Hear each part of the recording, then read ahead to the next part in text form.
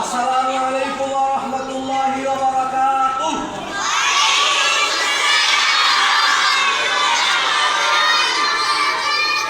ভালো আছেন আপনারা?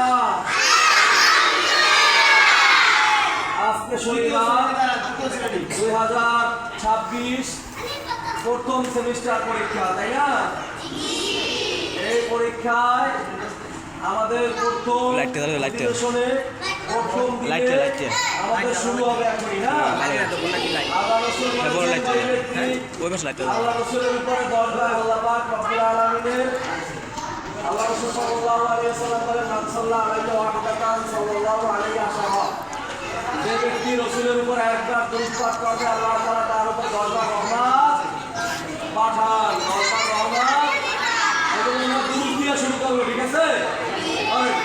বিসমিল্লাহ